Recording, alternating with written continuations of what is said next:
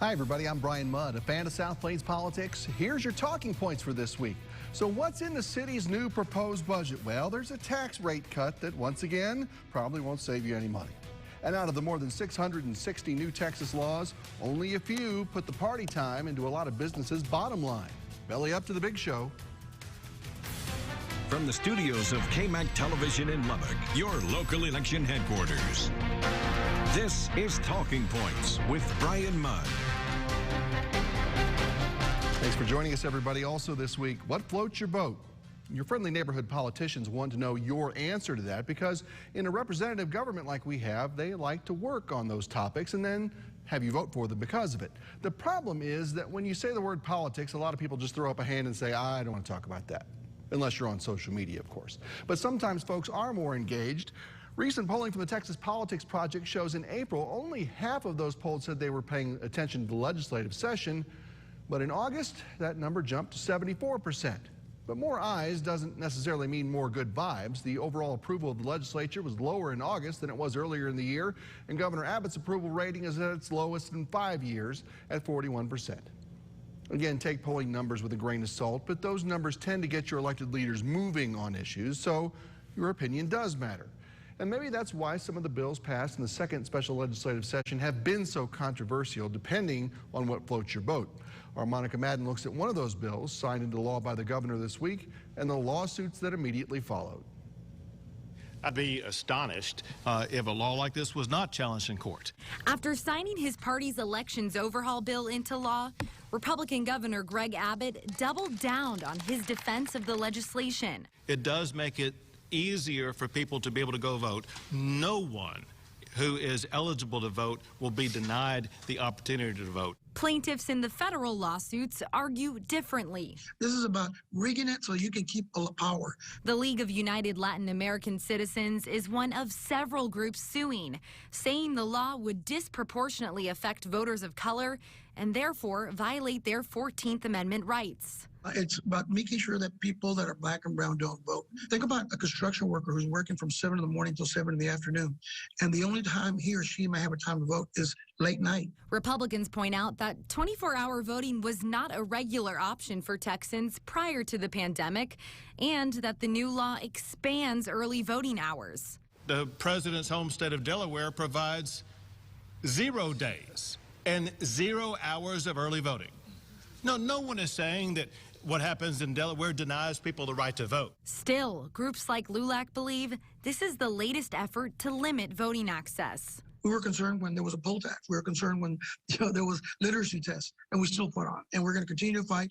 Keep in mind, LULAC has not been able to estimate the number of Texans they think will be hurt by this law, and the legislature did not do a minority impact study on this law either. At the Capitol, Monica Madden, back to you. All right, and let's welcome in Lubbock Representative Dustin Burrows, who gets to come back to town for another couple of weeks or so before having to go back for special session number 3. Good to see you. Good to be here, Brian. Thanks for having me. Let's start with some of the bills now that are being signed into law by Governor Abbott. We talked about the Election Integrity Act and some of the lawsuits already going on there. Put your attorney hat on here as well. Why do you think those lawsuits against the election bill are unfounded and will fail in this case? Well, ultimately, we saw some Supreme Court cases coming out of, I believe, Arizona that said we have the rights to do very basic things. And let's just talk about what the core tenets of what the election bill does for just a second and why I think it's going to stand up. Number one, we want standard elections across the state of Texas. We saw in Harris County some election officials, we think, felt like they were certainly trying to tilt or skew the election in one party's favor by sending out mail-in ballot applications to only particular segments and putting polling locations 24 hours in only certain precincts. So standardization, certainly Texas has the right to do that. Making sure we have voter ID for mail-in ballots. Many states do that, and we require voter ID for so many things, whether it's getting on an airplane, buying tobacco, getting government benefits. So I think Texas absolutely has the right to do that. And then finally, citizenship verification. We as Republicans believe that it's one alive U.S. citizen has the right to vote and it should be counted, and that is it. So there's really no reason any of these lawsuits should stand up in court. I guess their argument was, look, we'd put these kind of things in place in Harris County and other places for the pandemic reasons.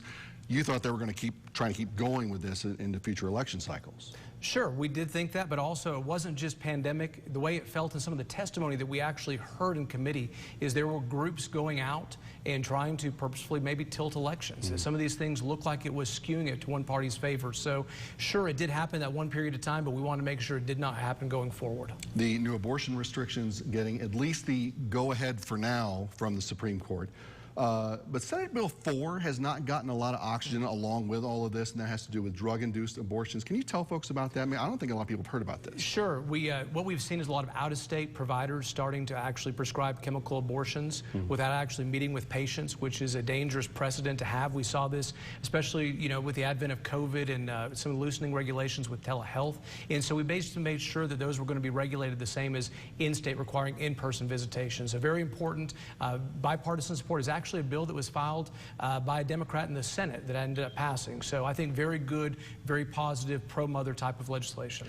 The big state abortion restrictions now kind of reads a lot like the Lubbock ordinance in a lot of ways. I just think it's a great legal catch-22 here.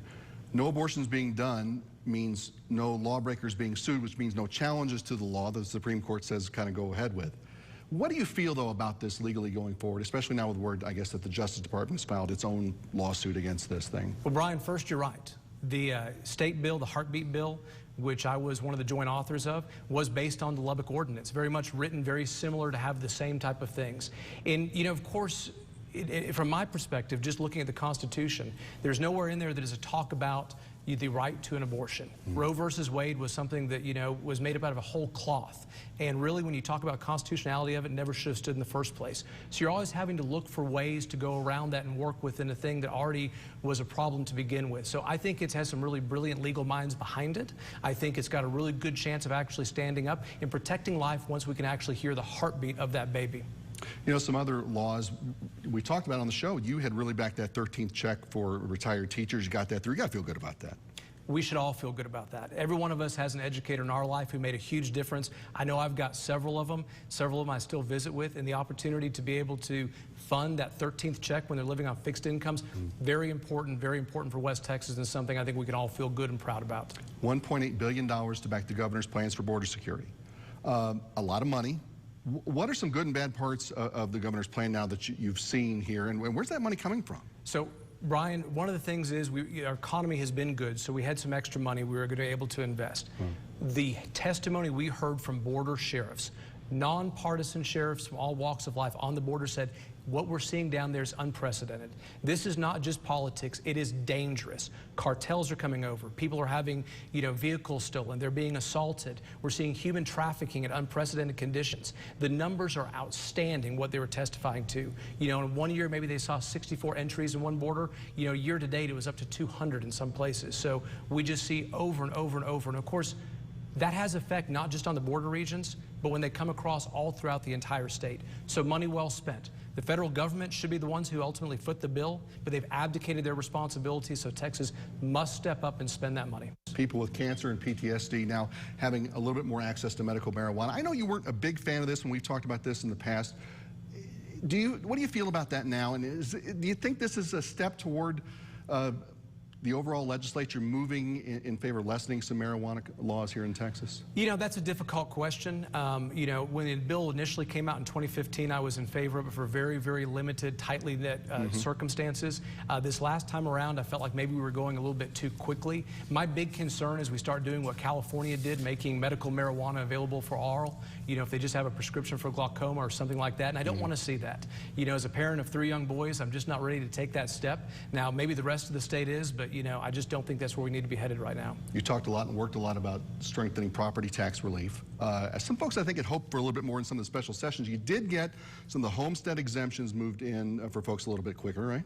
Yeah, so one of the things is right now you have to have your homestead declared on January 1st of the year, which means if you buy your house any other time, you don't get that homestead exemption to the next year. We made sure you get it anytime during the year, which is a real relief for many people. Definitely so. You know, what's one other new law that maybe we haven't talked a ton about here that you think will have a long-term impact on people here in West Texas? Well, I'm going to be a little selfish. It was a bill that I actually passed. So when the Trump administration came out with their price transparency for health care disclosures, something I've talked about with you and probably for the last 4 or 5 years, I was very impressed with them, and they're starting to be eroded away at the federal level already because of big business interests.